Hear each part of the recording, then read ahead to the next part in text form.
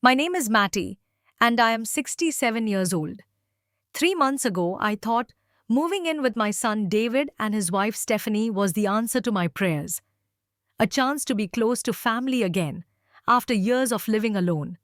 But at 2 o'clock in the morning, on June 23rd, I stood frozen in the hallway of their beautiful Seattle home, listening to my daughter in law arrange my future without my permission. The nursing home. Tomorrow morning. Everything already decided. That was the moment I knew I had to run. Before I tell you what happened that night, I would love to know where you are watching from. Please hit that like button and subscribe if you want to hear more stories like mine. Now, let me take you back to the moment that changed everything. I need to start by telling you who I was before that terrible night. For 35 years, I worked as a registered nurse at Providence Portland Medical Center. I loved my job. There was something deeply satisfying about caring for people when they were at their most vulnerable. My husband Harold used to joke that I had healing hands. He was my rock for 42 years until his heart gave out 5 years ago. Massive coronary, gone before the ambulance even arrived. After Harold passed, I stayed in our little house in the suburbs of Portland. It was a modest, three-bedroom ranch with a garden I had tended for decades. Rose bushes lined the front walk. Tomatoes and zucchini grew wild in the back every summer. I kept myself busy. Book club on Tuesdays, coffee with friends on Thursdays, volunteer work at the library on Saturday mornings. My pension from the hospital was not generous, but it was enough. I had about $43,000 in savings and a small life insurance payout from Harold. The house was paid off.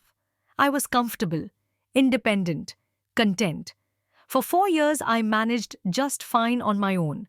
Sure, there were lonely nights when I would reach across the bed and find only cold sheets.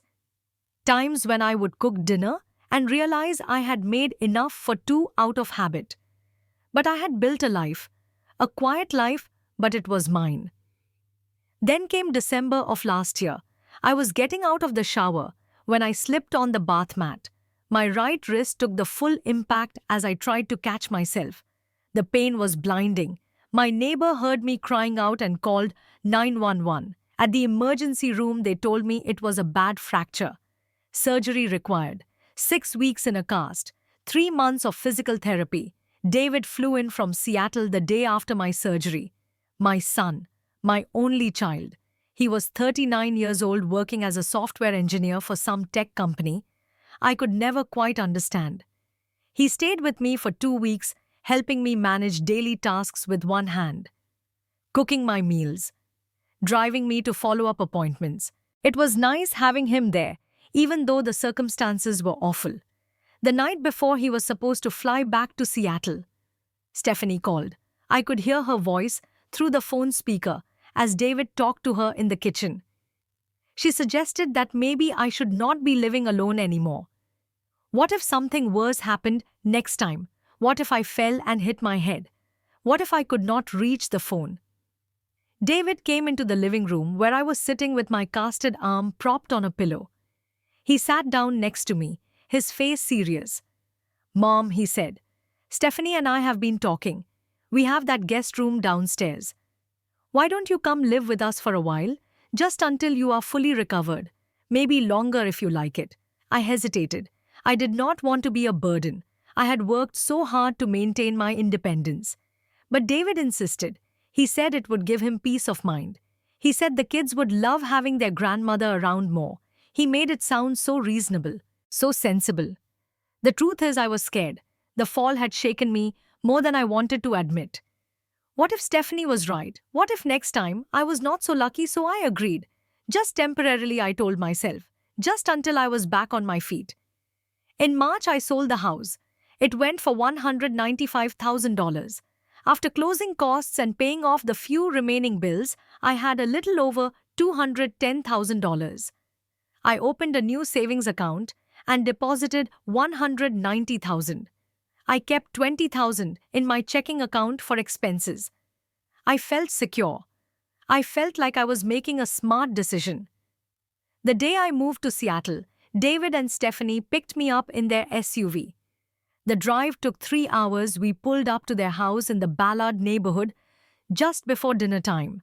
It was a beautiful two-story craftsman with a wide front porch and a maple tree in the yard.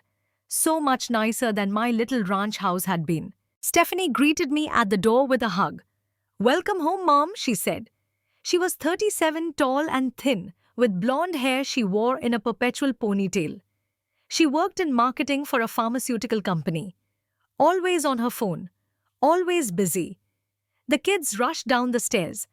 Emma was 12, all long legs and braces. Lucas was 9, still missing his 2 front teeth.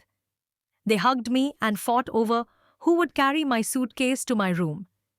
My room was on the first floor, just off the living room. It had a large window that looked out onto the backyard garden. A queen bed with a cream-colored duvet. A dresser, a reading chair in the corner. Everything I could need. That first week was wonderful. Stephanie cooked elaborate meals. Pot roast on Monday. Salmon with roasted vegetables on Wednesday. Homemade lasagna on Friday. We ate together at the dining room table, all 6 of us. Emma told me about her soccer team. Lucas showed me his drawings of dinosaurs. David asked about my physical therapy exercises. I felt welcomed, wanted, like I had made the right choice. I started helping out around the house. I could not do much with my wrist, still healing, but I could fold laundry with one hand. I could sit with the kids while they did homework. Twice a week I made dinner using simple recipes that did not require much chopping or heavy lifting. Spaghetti with store-bought sauce, rotisserie chicken with bagged salad, grilled cheese sandwiches and tomato soup. The kids and I developed little routines. Every morning, I would make them breakfast while Stephanie got ready for work. Scrambled eggs for Emma. Cereal for Lucas. I would pack their lunches. Walk them to the bus stop 3 blocks away. It felt good to be useful again, to be needed. I thought this was my new life. I thought I had found my place. The change started so subtly that at first I told myself I was imagining things. It was about 4 weeks after I moved in. I noticed Stephanie was not talking to me as much at dinner. Before, she would ask about my day, tell me funny stories from her office. Now, she gave one-word answers. Fine, good, sure. Then she would excuse herself and go upstairs to her home office. David was working long hours. He left the house at 7 in the morning and did not come home until 7 or 8 at night. When he was home, he seemed distracted, tired. I told myself it was just a busy season at work. But then the comments started. One morning, I left my coffee mug on the side table in the living room while I went to help Lucas find his homework. When I came back, Stephanie was standing there holding the mug with a tight expression on her face. "Mom, could you please clean up after yourself? This is not a hotel." I apologized immediately. "Of course, I'm sorry. I just forgot." She did not say anything else, just took the mug to the kitchen and rinsed it out with sharp, angry movements. Another time I made dinner, meatloaf and mashed potatoes. It was a recipe I had been making for 40 years. Harold had loved it. David had grown up eating it every other week. But when everyone sat down to eat, Stephanie pushed the food around on her plate. After a few bites, she said, "The kids prefer healthier meals now. Maybe I should handle dinner from now on." Emma and Lucas did not say anything. They kept their heads down and ate quickly. I felt my cheeks burn with embarrassment. "I'm sorry. I did not realize. I can make something else." "No," Stephanie said. "It is fine. We will just eat this tonight." The rest of the meal passed in uncomfortable silence. The next afternoon, I offered to take the kids to the park after school. It was a beautiful May day, sunny and warm. But Stephanie shook her head. "I think they have enough activities already. They need downtime at home." I nodded. "Of course, whatever you think is best." But I noticed Emma looking disappointed. She had mentioned wanting to try the new swings at Salmon Bay Park. The kids started spending less time with me. Before, they would come find me after school to tell me about their day. Lucas would show me his spelling tests. Emma would ask me to quiz her on state capitals. Now they would come home, grab a snack, and go straight upstairs to their rooms. One afternoon, I was walking past Lucas's room and heard him talking to Emma. Their door was cracked open. I did not mean to eavesdrop, but I froze when I heard Emma say, "Mom told us we should not bother Grandma too much. She said Grandma needs her space." My heart sank. I had never once indicated that the kids were bothering me. I loved spending time with them. It was one of the main reasons I had agreed to move here. I went back to my room and sat on the edge of the bed. What was happening? Why was Stephanie pushing me away? Had I done something wrong? I called my friend, Helen, back in Portland that evening. We had been friends for 23 years. She had been a nurse at Providence too. She knew me better than almost anyone. "Helen," I said. When she answered, "Am I losing my mind?" "What is wrong, sweetheart?" I told her about the coffee mug, the meatloaf, the kids avoiding me. My voice cracked a little when I got to that part. Helen was quiet for a moment. Then she said, "Give it time, dear. Adjusting to multi-generational living takes a while. Stephanie probably just needs to get used to having you there. You have only been there a month." "You are right," I said. "I'm probably being oversensitive." But deep down, I knew something was wrong. I could feel it in the way Stephanie looked at me. Or rather, the way she looked past me like I was not really there. I started trying to make myself smaller, less noticeable. I would eat breakfast early before everyone else woke up. I would stay in my room reading during the hours between lunch and dinner. I would clean up after myself, obsessively making sure not to leave any trace that I existed in the common areas of the house. But it did not help. If anything, the tension grew worse. The first week of June brought everything to a head. It was a Tuesday evening. I had gone to bed early with a headache. Around 9 o'clock, I got up to get some water and pain medication from the bathroom. As I walked down the hallway, I heard voices coming from David and Stephanie's bedroom. The door was not fully closed. I did not mean to listen.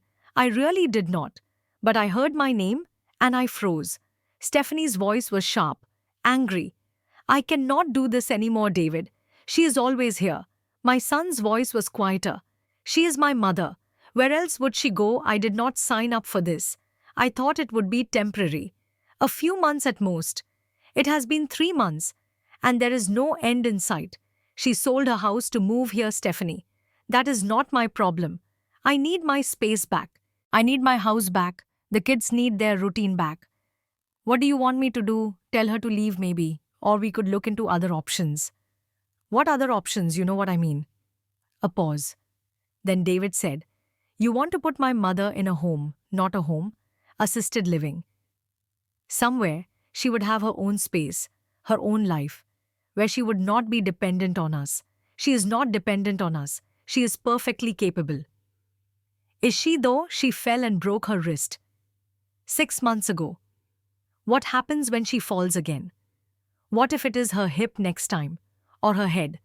Are we supposed to be responsible for that? I stood there in the dark hallway, my heart pounding. I felt like I had been punched in the stomach.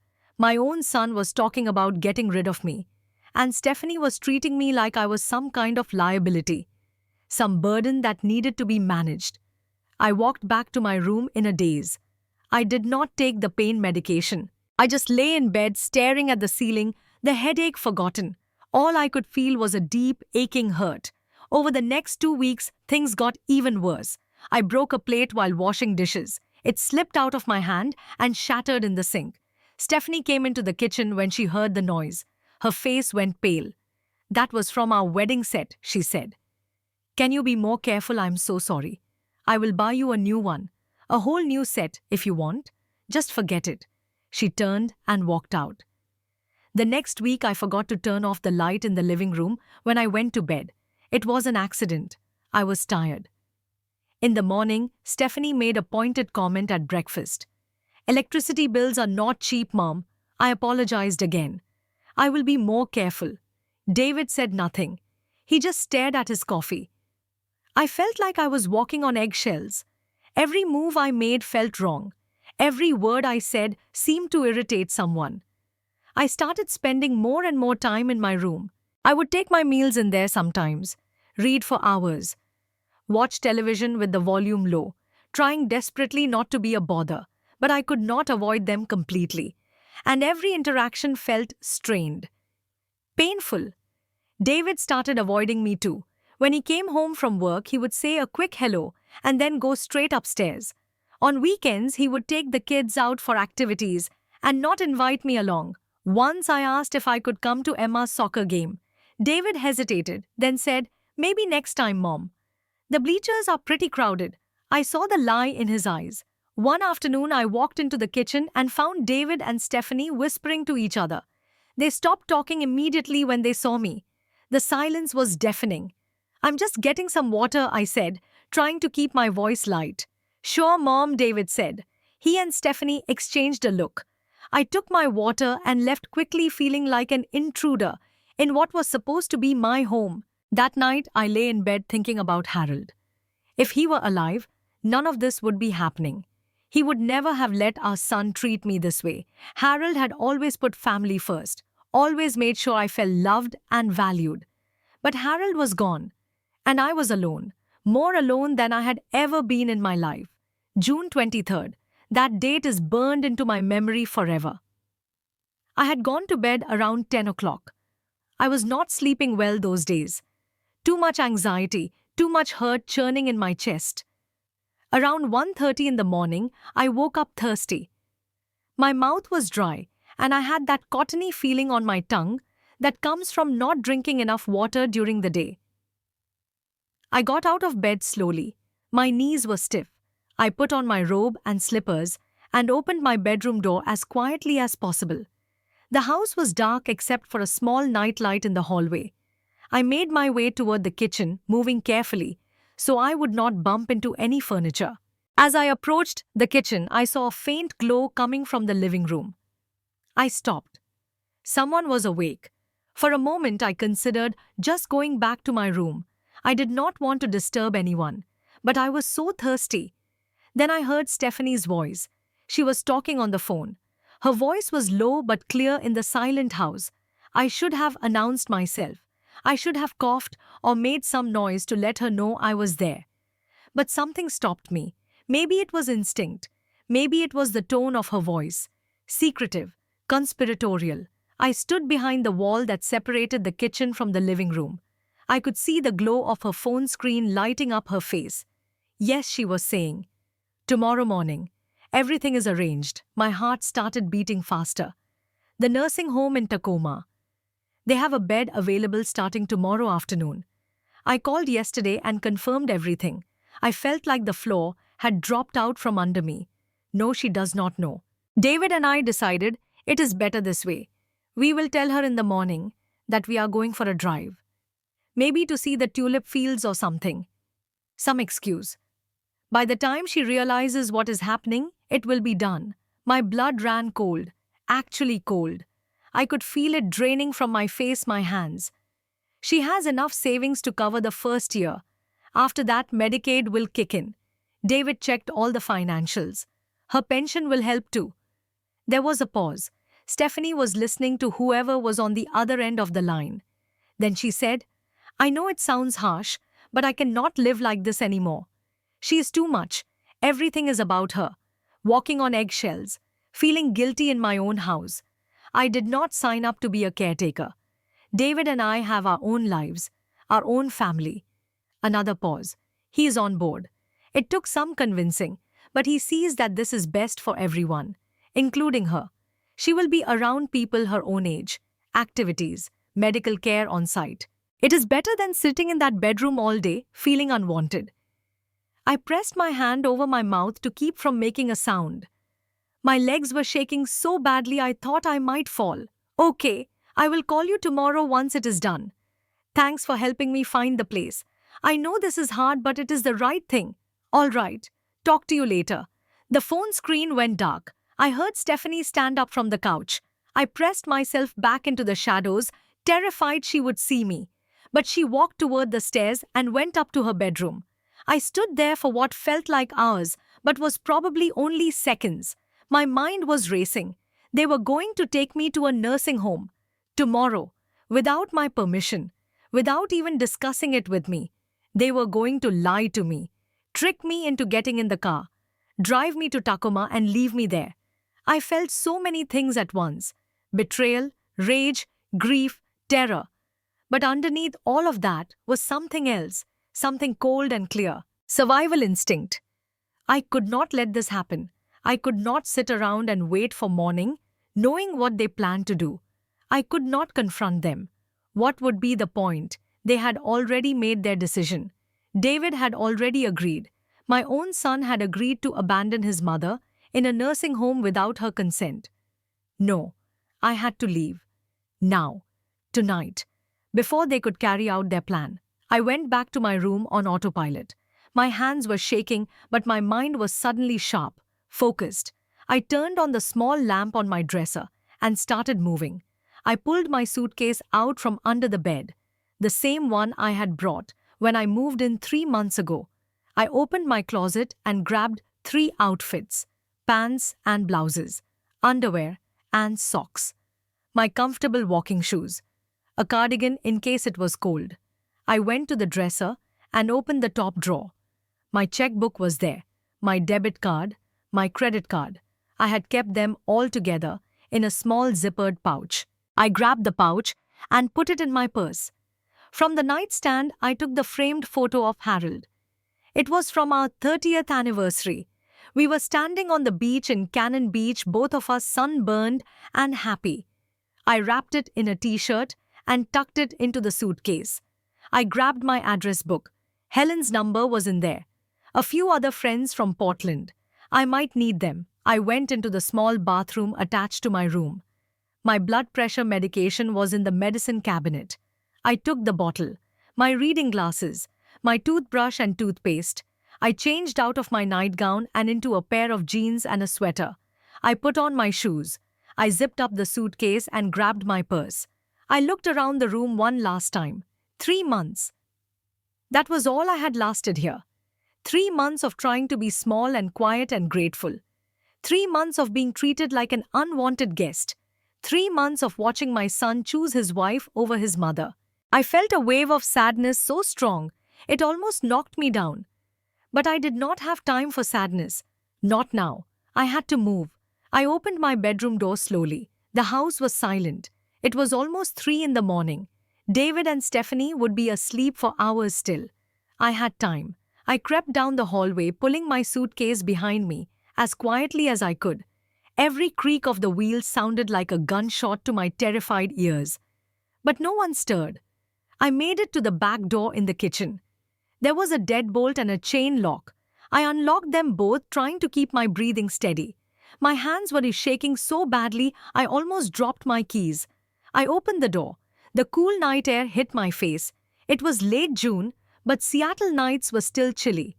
I stepped out onto the back porch, pulling my suitcase behind me.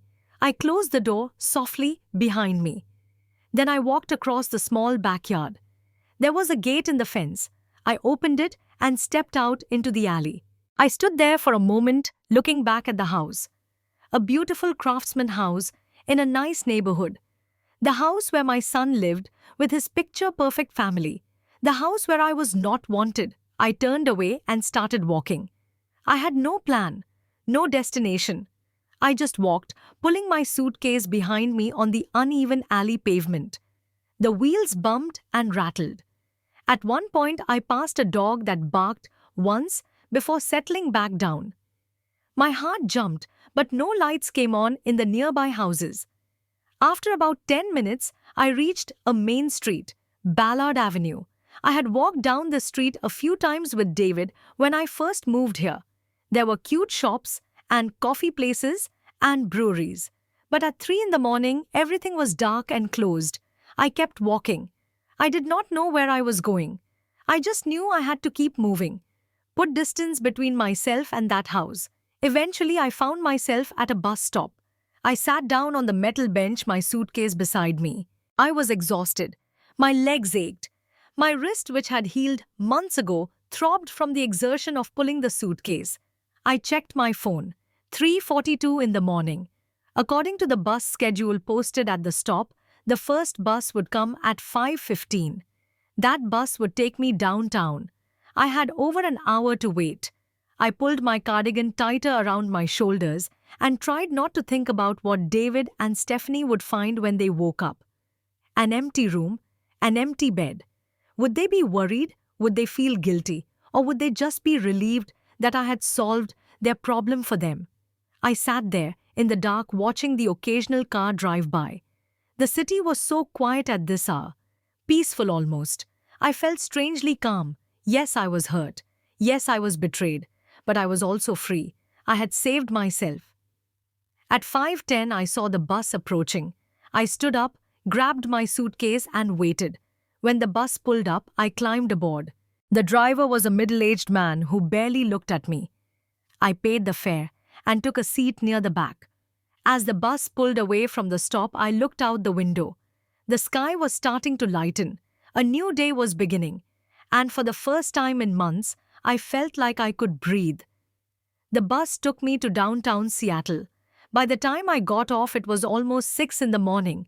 The city was waking up. People in business clothes hurried toward office buildings. Coffee shops were opening. The smell of fresh bread came from a bakery on the corner. I walked a few blocks until I found a small hotel. The Harbor Inn. It looked old but clean. The kind of place that would not ask too many questions. I went inside. The lobby was tiny, just a desk and a couple of chairs. Behind the desk was a young man in his 20s. He had headphones around his neck and looked like he had been up all night. "I need a room," I said, "just for one night." He looked at me, at my suitcase, at my face. I must have looked terrible, exhausted and pale, and probably still shaking. "Sure," he said. "We have a single available, $120. That is fine." He took my credit card and ran it. Then he handed me a key card. "Room 207, second floor. Elevator is over there." "Thank you." I went upstairs. The room was small and plain. A bed with a floral bedspread, a dresser with a television on top, a bathroom with a shower. But it was clean, and it was mine, and no one could take it away from me. I locked the door behind me. Then I sat down on the bed and started to cry. Not quiet tears, big, ugly, gasping sobs. I cried for the life I thought I would have. I cried for my son, who had chosen his wife's convenience over his mother's dignity. I cried for the beautiful house in Portland that I had sold. I cried for Harold, who was not there to protect me. I cried until I had no tears left. Then I lay down on the bed fully clothed and fell asleep. When I woke up, it was almost noon. My phone was ringing. I looked at the screen. David. I let it ring until it went to voicemail. A minute later, it rang again. David again. Then a text message. "Mom, where are you?" Another call. Another voicemail. I turned off the sound on my phone. I needed time to think, to figure out what to do next. I called Helen. She answered on the second ring. "Matty. It is 6 in the morning. Are you okay?" I looked at my phone. Oregon was an hour behind. It was noon here, but 11 in Portland. "Actually, it is noon here," I said. Where are you, Seattle?" "But not at David's. What happened?" And I told her about the overheard phone call, about the nursing home plan, about leaving in the middle of the night. Helen was silent for a long moment. Then she said, "They were going to do what? That is unforgivable, Matty. That is elder abuse. You could report them." "I do not want to report them. I just want to be free. Come back to Portland. Stay with me. You know I have plenty of room." "I appreciate that, Helen. I really do. But I think I need to stay here for a little while. Figure things out." "Are you sure?" "I'm sure." We talked for a while longer. Helen told me to call her anytime, day or night. She would drive up to Seattle if I needed her.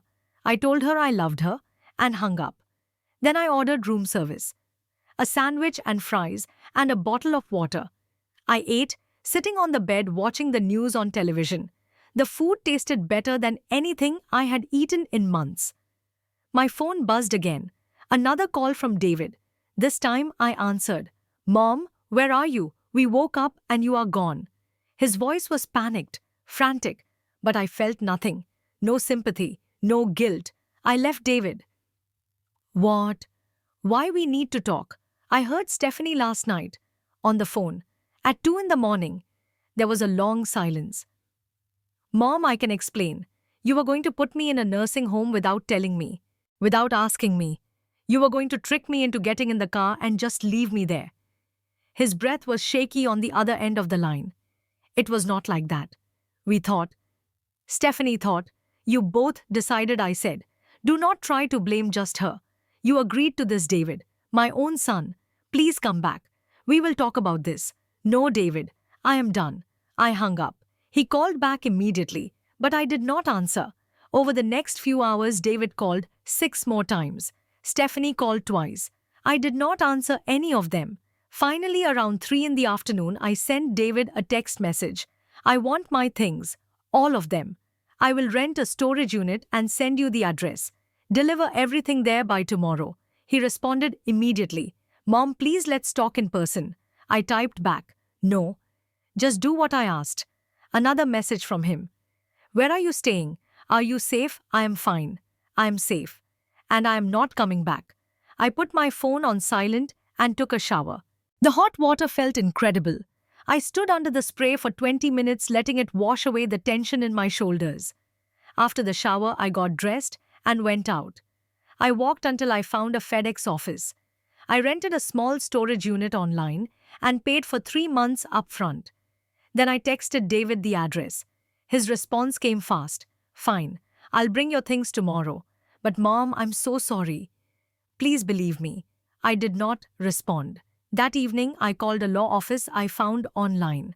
The receptionist answered, and I explained that I needed to speak with someone about elder rights. She put me through to a lawyer named Patricia Wong. I told Miss Wong what had happened. She listened without interrupting. When I finished, she said, "You did exactly the right thing by leaving. What they were planning could be considered elder abuse. You have every right to refuse nursing home placement if you are capable of living independently. Can they force me? Not legally. Not if you are mentally competent, which you clearly are. And not without a court order, which they would never get in your case." I felt a wave of relief. Thank you. If you need any help, please call me. And if they try to take control of your finances or make any other moves, let me know immediately. I will. After I hung up, I felt stronger, validated. I was not crazy. I was not overreacting. What they had tried to do was wrong. The next day I went apartment hunting. I looked at 6 places before I found one I liked. A small 1-bedroom in the Fremont neighborhood. It was on the 3rd floor of an older building. The rent was $950 a month. I could afford that easily with my pension. I signed the lease that afternoon, paid first month last month, and a security deposit. $2,850 total.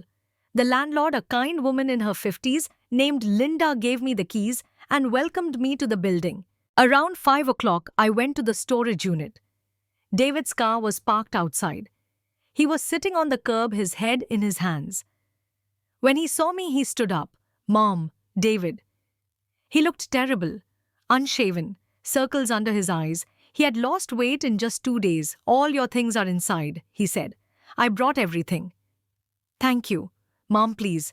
Can we talk? I looked at him. This man who used to be my little boy, who I had rocked to sleep, who I had bandaged scrapes and kissed foreheads and cheered for at every soccer game. And now he had been willing to throw me away like garbage when I became inconvenient. Not yet, I said. I'm not ready yet. His face crumpled. I'm so sorry. I made a terrible mistake. We both did. I should never have agreed to Stephanie's plan. You are right. You should not have. She left me, he said suddenly. 2 days ago. She said she could not handle the guilt. And I could not handle how she treated you. We are getting divorced. I felt nothing hearing this news. No satisfaction. No sadness. Just emptiness. I do not want your marriage to end because of me, I said. He shook his head. It ended because of our choices, Mom, not yours. We hurt you. We betrayed you. And I will spend the rest of my life trying to make it up to you. Maybe someday I will be ready to hear that, I said. But not today. I took the keys to the storage unit from his hand and walked inside. I heard him get in his car and drive away. The first month in my new apartment was hard. I would wake up in the middle of the night disoriented, wondering where I was. Then the memory would come flooding back and I would feel the loss all over again. Not just the loss of the house in Portland. Not just the loss of the life I thought I would have with my son.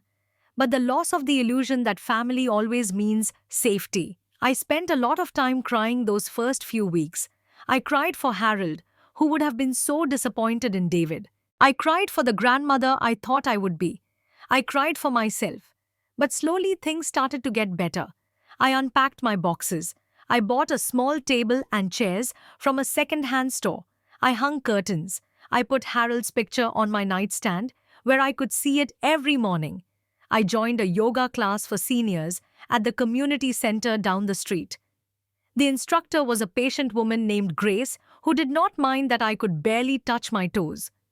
There were 6 other women in the class.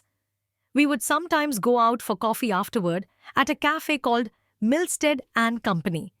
That was where I met Ruth and Dorothy. Ruth was 72, a retired librarian with a sharp wit and a loud laugh. Dorothy was 68, a widow like me, who had lost her husband to cancer 3 years earlier. We bonded over our shared experiences of loss and rebuilding. We started meeting every Friday for coffee. Sometimes we would go to a matinee movie. Once we drove out to Snoqualmie Falls and had a picnic. It was nice, easy, uncomplicated. I also started volunteering at Swedish Medical Center 2 mornings a week. Nothing too intense. I would sit with patients who did not have family visiting, read to them, talk to them, hold their hands. It reminded me why I had loved being a nurse. The simple act of caring for another human being. My life was not glamorous, but it was mine. In October, 4 months after I had left, David sent me an email.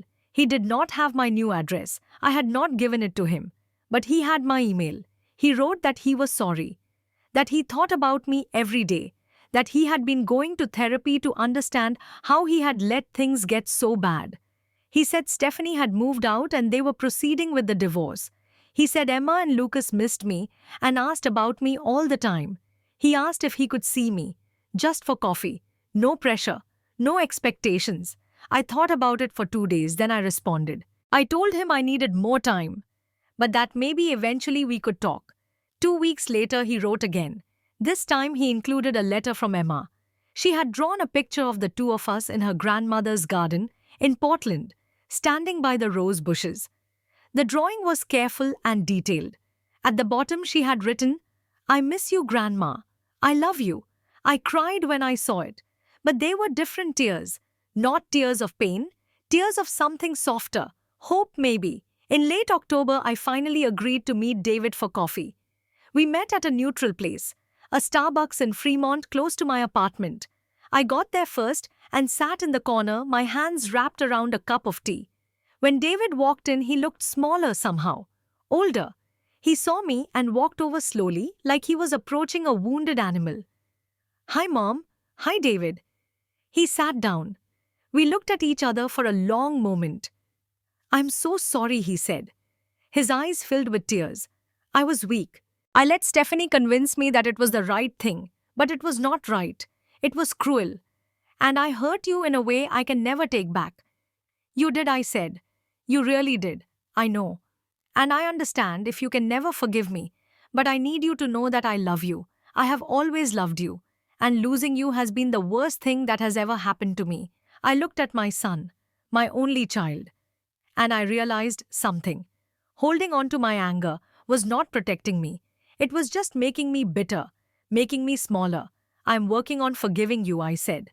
"But it is going to take time." He nodded. "I understand. Take all the time you need." We talked for an hour. He told me about the divorce, about how he was trying to be a better father to Emma and Lucas, about how he was seeing a therapist twice a week.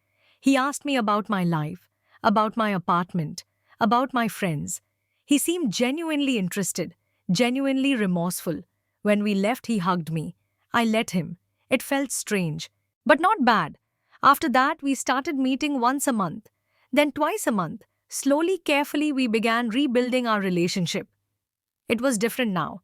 I was not the dependent mother living under his roof. I was an independent woman with my own life, and he was learning to respect that. In December, 6 months after I had left, David asked if Emma and Lucas could come visit me. I said yes. They came to my apartment on a Saturday afternoon. Emma brought me flowers. Lucas brought me a drawing of a dinosaur he had made at school. We spent the afternoon together. I taught them how to make snickerdoodle cookies. We laughed and talked, and it felt almost normal. When they left, Emma hugged me tight and whispered, "I'm glad you are okay, Grandma." Me too, sweetheart. Me too. It has been almost a year now since that terrible night. I'm still living in my apartment in Fremont. I still go to yoga class on Tuesday mornings. I still volunteer at the hospital on Wednesdays and Fridays. Ruth and Dorothy and I still have our Friday coffee dates. David and I have dinner together once a month. Sometimes Emma and Lucas come. Sometimes it is just the two of us. Our relationship is not what it was before. It never will be. But it is something. A new kind of relationship built on honesty and boundaries and mutual respect. I do not regret leaving that night. Not for a second. Yes, it was terrifying. Yes, it was painful. But it was also necessary. Because that night I learned something crucial about myself. I learned that I am stronger than I ever knew. That at 67 years old, I could still fight for my dignity, for my freedom, for my right to control my own life. I learned that family does not always mean safety. Sometimes the people who are supposed to love and protect you are the ones you need protection from. And that is a hard truth, a painful truth. But it is also important because once you accept that truth, you stop waiting for other people to save you. You save yourself. I also learned about forgiveness. Not the kind of forgiveness where you pretend nothing happened. Not the kind where you let people hurt you again, but the kind where you release the anger because holding on to it only hurts you. The kind where you understand that people are flawed and make terrible mistakes, but that does not mean they are beyond redemption. I have forgiven David, not because he deserves it, but because I deserve peace. And holding on to my rage was stealing my peace. I do not hate Stephanie. I do not even think about her much anymore. What she did was wrong, deeply, terribly wrong. But her actions say more about her than they do about me. And I refuse to let her choices define my life. What I have now is freedom, real freedom, the kind that comes from knowing that no one can make decisions for me, that I am the author of my own story, that even when terrible things happen, even when people betray you, you still have choices. You can choose to stay or to go. You can choose to fight or to accept. You can choose bitterness or peace. I choose peace. I choose to wake up every morning in my little apartment and make myself breakfast and look out the window at the Seattle skyline and feel grateful. Grateful that I had the strength to walk out that back door. Grateful that I had savings and a pension and the ability to start over. Grateful for Helen and Ruth and Dorothy and all the people who have shown me kindness without expecting anything in return. I'm not saying it has been easy. There are still hard days, days when I feel lonely, days when I wonder what my life would have been like if Harold was still alive, if David had been stronger, if I had never fallen in that bathroom. But most days I feel okay, better than okay. I feel free. If there is one thing I want you to take from my story, it is this. Never let anyone make you feel like a burden. Never let anyone take away your voice or your choices. You are valuable, you are worthy, and you deserve to be treated with dignity and respect no matter your age. And if you ever find yourself in a situation like mine, standing in a dark hallway at 2 in the morning, hearing plans being made for your life, without your consent, trust your instincts. Do not doubt yourself. Do not tell yourself you are overreacting. Walk away. Save yourself. Because you are worth saving. I wonder sometimes what would have happened if I had stayed, if I had let them take me to that nursing home in Tacoma.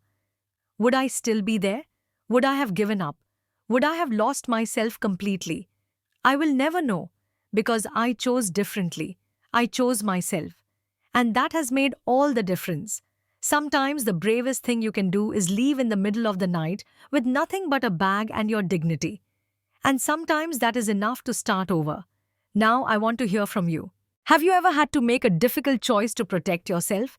Have you ever felt like a burden to your own family? How did you handle it? Please share your thoughts in the comments below. And if this story resonated with you, please hit that like button and subscribe to hear more stories of courage and survival. Share this with someone who might need to hear it, someone who might be struggling with similar decisions. Thank you for listening to my story. Thank you for being here. I hope that wherever you are in your journey, you find the strength to choose yourself, to protect your peace, to walk away from situations that diminish you. You deserve better. We all do. Take care of yourselves. And remember, it is never too late to start over.